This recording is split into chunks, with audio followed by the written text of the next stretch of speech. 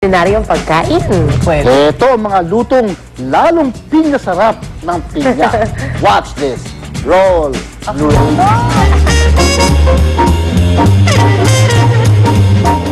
Mga kapuso, mga lutong pinya sarap ba ang hanap nyo?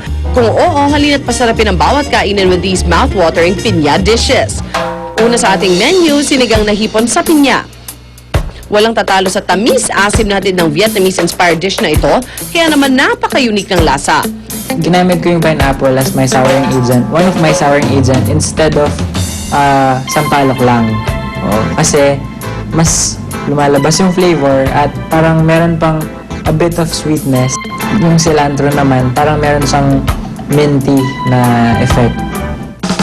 To cook our sinigang, magpakulo lang ng tubig na may sampalok. Pagkatapos durugin ito para makuha ang maasim na katas. Sa kumukulong tubig, ihulog ang sibuyas, kamatis at diced pinya. Isunod ang labanos, okra, talong at sitaw. Let it simmer for a few minutes bago idagdag ang hipon. This is definitely one sabaw recipe na may pinya that you shouldn't miss. Sunod na ulam, hindi talaga nalalaos ang pininyahang manok. This time para healthy breast fillet ang ating gagamitin. Para sa mga conscious diet, like nag-gym, putting pineapples, mas napasarap yung very bland na part ng chicken, which is yung breast. Just saute the onions and garlic, then add chicken breast fillet. Dagdagan ng paminta, patis at ang bidang pinya. Tiyak na babangot sa sarap ang lasa nito kung lalagyan ng pinirasong laurel leaves at brown sugar. Make sure to press the pineapples para lumabas ang juice extract nito.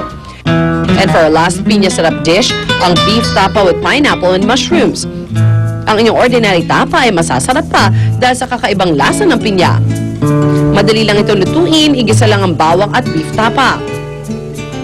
At isunod na isama ang maliliit na hiniwang pinya and mushrooms. To put a twist on it, gumamit ako ng pineapple para meron siyang sweet and sour na contrast. O magpapahuli ka pa ba sa mga extraordinary pinya recipes na ito? Huwag na magdalawang isip pa and make your day special sa mga lutong may pinya.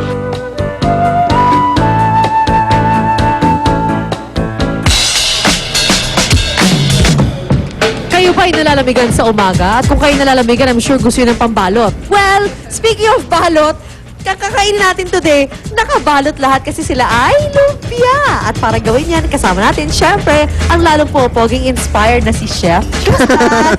Ay, Carnation. Oy, complimented na ba't kayo tao mo? Oh, sige. Thank you, Len. Of course, alam mo po. So, speaking of balot nga, hindi normally kasi di ba pag lumpia or anything na binabalot natin mga Pinoy is ginagamitan ng lumpia wrapper. Oh, totoo. Oo. Di ba? Pero ngayon, since medyo healthy naman tayo kasi nagtapos Medyo na lang, yung holiday. Medyo.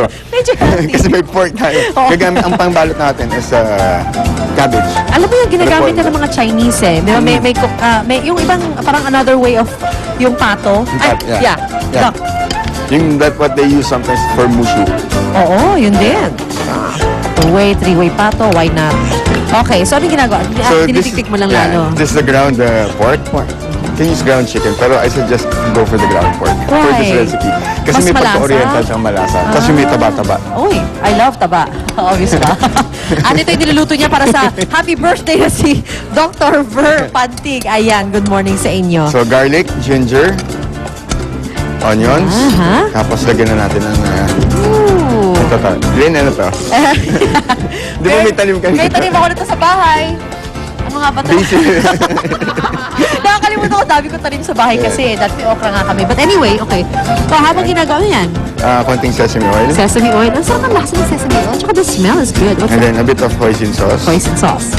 You can go for oyster sauce. Kaya lang, pag gagamit ka ng oyster sauce, add a bit of sugar. Okay. Para medyo, So, hoisin na lang para isang bagsakan na lang, di ba? Makakatipid ka pa. And? patis. Patis, okay. At habang ginagawa mo yan, Chef, si Luan nandito, mahanap na ng pagkain. Paano mo alam kung enough na? Kasi minsan na iba yung lasa pag sumobra. For kunwari yung meat mo is nasa 1 cup, ang ratio lang ng sesame oil, nasa half a tablespoon lang. Kasi very strong siya eh. Oo nga. Pag napasobra, Nagpapanggap lang ako. Kunwari, marunong ka. Alam mo lang kumain, Day. Oo nga. Ay nako. Welcome home nga pala kay Kuya Randy. Good morning. Hi, Randy. Welcome home. Welcome home kay Alan Alan Nakisa, Nakisa, galing welcome Singapore. home. Yung pasalubong Okay. namin. And then, wrap Toto, lang hindi ka natin. napakita sa akin. Yan. Okay. Rarap mo siya sa Ilagay chef's natin, wrap. tapos pagka-wrap natin, may giging sura niya is like this. Ganyan, okay. Yan. Tapos nalagyan mo siyang toothpick na para mag-hold. Yan. And then, you don't fry that, no? Mainit? Okay. Oo, mainit nga siya. Ayan. Huwag kayo makabasag. Yun. Aga-aga eh. Ikaw talaga. Tapos ito yung ating finished product. So, steam lang talaga siya, chef. Yeah, very healthy steam. Okay. Yan po ay para kay Direk. Nag-ano na po siya, no? Nag-reserve na siya. Ang bilis lang ng order Ano yung dito. mga tao rito, pag si chef andito, nagre-reserve na, wala pa si chef naka-reserve ng Tatay pagkain. Ed, may order ka. Okay, nga pala, ito yung habang ginagawa ni chef, ito iba-ibang klase ng lumpia. Si Blue Anay kumakain na mula sa lumpiang sariwa. Meron din tayo lumpiang laing na napaka-ubod ng sarap. At try syempre, this one. Yeah. I will do that. May tuna wrap tayo with sliced apple, siya po sa may kanan. At syempre, ito, lumpiang gulay, the classic. Hindi tayo pwedeng may party na walang lumpiang gulay. And ito na yung Kanin. pork lumpia. O, pero yung pagkalumpia ng gano'n, di ba? Cabbage. Okay, I know you're going to make something else na pang dessert naman. Now, for the dessert naman, we're going to use this, of course. Balik tayo sa lumpia wrapper. Okay. The Lagyan classic natin. na tayo ulit. Ito naman, ang ating favorite for the dessert is our... Aha. Okay. It's our tissue. Ano ba? Yeah. It's It's our our- halo-halo. Hindi pwedeng mawala ang ube, ha? So, ano to? Halo-halo. Lumpiang halo-halo. Pina-fry ba yan? Hindi na. Yes, we're going to fry Ah, it. we're going to fry it. Tapos pwede mo lagyan ng ice cream to pagkatapos. Pwede, Ang pwede. sarap. So, gagamitin natin ube as the paste and nilagyan natin konting Monggo. munggo. Tapos, Paolo, maganda ka ng ice cream, ha? Punta ka sa kanto. Yeah. Makapuno or fresh buko. Yum. I prefer buko. Pero masarap ang makapuno, ah. Matamis lang ang sobra. So, you have to really put konti lang. And then, of course, jackfruit. Jackfruit. Otherwise known as Langka. langka. May order na naman. At ito ay in-order naman ni Miss Donna na aming producer. Actually. Pwede bang ako muna? Wala Kasi bang ako matira? yung nandito. Okay lang ba mauna na po ako? Wala lang matitira sa Masarap atin yung doon. yung lumpiang sariwa. I'm sorry, PUA pala natin si Donna. Hindi yun. Nagkamali pa ako. Lagyan natin Morning. ng... Love you. Okay. Aba talaga meron pang... Sorry, Donna, akin na to.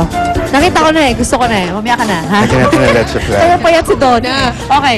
So, ito ang lumpiang halo-halo. Wow.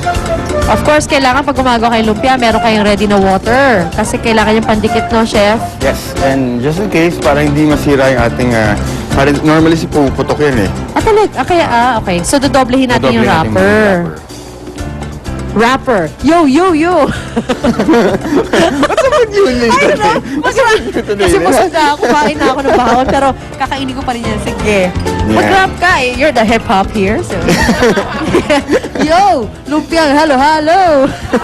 Nice one, Liz. Good morning. This is a good day, you know? I love it. Okay. Ayan. Wala po ako nainom ngayong umaga. Tubig lang. Wala And then akong we're just kape. going to fry this Kailangan ko one. ng kape. Yan. Okay. Fry. Fry na natin din. Yun, pwede nang iserve sa umorder kay Ma'am Donna. Ma'am Donna talaga. Tagalin mo na yung mga bata pa si Donna. Oh. Okay, anyway. Donna, ito na lang sa'yo para tumbang ka ng konti. Akin yung matamis. Okay, mga kapuso. Thank you, Chef. Thank you. Okay, kakain na po kami rito. Pare, pagpatuloy mo na yun para tumbang ka ng konti. Diyan na po kayo. Balik agad ang unang hirit. Ito pa. Masaya, saya sa unang hirit, unang hirit, unang hirit. Magugulat ka.